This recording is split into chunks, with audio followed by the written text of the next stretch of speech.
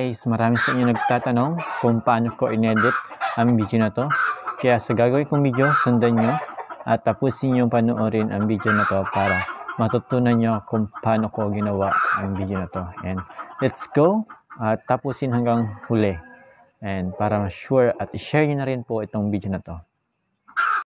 Ito na guys, syempre kailangan din natin dito guys ng video muna. Gawa muna tayo ng video syempre. Then after nyan, punta po tayo sa CapCut. Add natin si CapCut. At hanapin natin mga idol diyan yung video na ginawa natin. I-add to project natin. Add new project natin mga idol. Then select natin siya mga idol. Yan, add natin yan. Then after nyan guys, syempre kailangan natin pong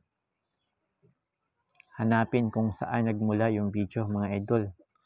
Hintayin natin mag-loading lang guys. Yan. So, mabagal, Adjust na natin kung saan nagsimula siya mga idol. Then, kailangan natin siyang i-cut mga idol. Yan.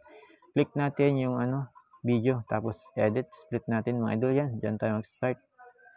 Yan. Click natin yan dyan. Delete natin yung nauna. Yan guys. Adjust lang tayo. At hanap tayo ng timing mga idol. Hanap tayo ng timing. Kung saan pwede tayo mag-split mga idol ulit. Yan. Then, adjust lang tayo ng konti dyan mga idol. I-edit natin. Tapos click natin split. Then, delete natin ulit mamaya yung iba. Yan na. Naglipat na tayo mga idol. Hanapin natin kung saan pwede tayo dyan mag-split at magdagdag at mag-delete mga idol. Yan. Split tayo dyan mga idol. Then, yung kaputol, delete natin kasi hindi natin yung kailangan ng mga idol. Then, hanap ulit tayo dyan kung saan pwede natin split yung video, konting adjust lang, konting-konti lang ulit. Hanap lang ulit tayo ng timing, mga idol. Yan, split ulit tayo dyan, guys. Kailangan natin 3 clip yan, mga idol. Yan, nasa gitna na siya, mga idol. Patapos na tayo. Then, split natin ulit yan. Delete natin yung isa. Then, hanapan ulit tayo ng timing, mga idol. Then, split ulit tayo dyan. I-edit natin, tapos split natin ulit. Nasa baba lang mga idol yung mga tools yan mga idol. Nasa baba. Yan yung makikita yung mga tools. Split natin. Then tapos yung sobra. Delete natin. Then delete natin yung huli. Delete natin yung mga idol. Then next. I-overlay natin yung mga idol. Tapos kailangan natin ang aspect ratio ay 19:16. Kasi pang reels natin yung mga idol. Then laglag natin yung mga idol. Laglag natin mga idol. At pantay lang natin sa now na. Pantay natin mga idol. Kailangan pantay po yung ating mga video. Pantay-pantay yan. Adjust natin mga idol yan. Then yung isa guys, ganoon din ang gagawin natin. Overlay uli natin. Ilalaglag uli natin. Then itatapat natin kung nasa yung isa. Then, yan. Laglag lang natin yung mga idol. Yung isa pala gagawin natin. Hanapin natin dyan guys sa tools yung yung mask. Mga idol, hanapin natin yung mask. Ayan. Then, piliin natin mga idol ay horizontal mga idol. Horizontal, po? Yan, horizontal mga idol. Then, syempre guys, kailangan natin yan ikot-ikot. Yan. Then, adjust natin guys yung feeder. Yung po yung mga araw yung feeder po, Then, syempre yung yung rotation yan mga idol. Edit din natin,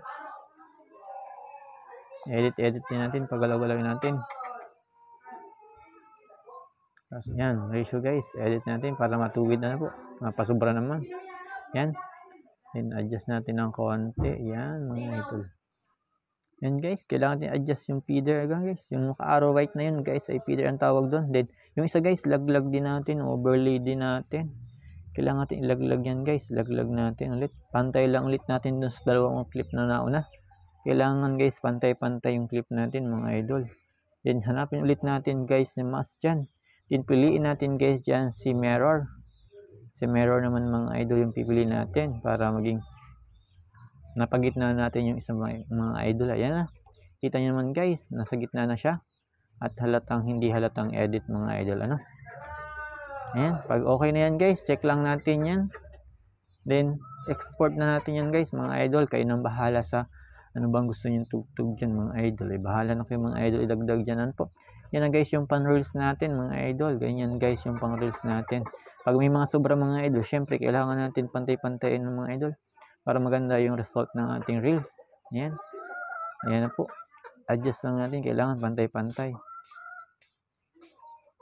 Yan guys. Ganyan. Kailangan pantay-pantay yan. Saka guys, yung mga filter niyan, kailangan pare-pareho. Adjust nyo na to guys. Kayo na bahala.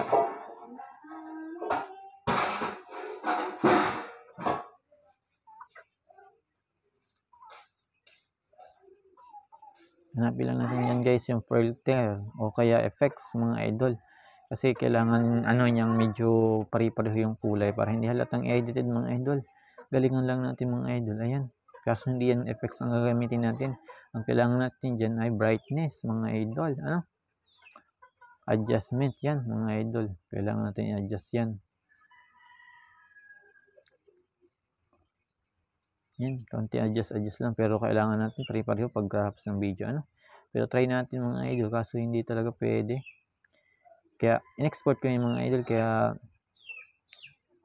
ayan, medyo sabay-sabay na at maganda na tingnan, At hanggang dito na lang mga idol, at ito na yung resulta. At maraming salamat sa panonood. Huwag niyo pong kalimutan mag-follow, like, comment, and share. At kung nagustuhan mo ito, comment mo kung taga saan ka para alam ko kung saan umabot ang video na to. Thank you!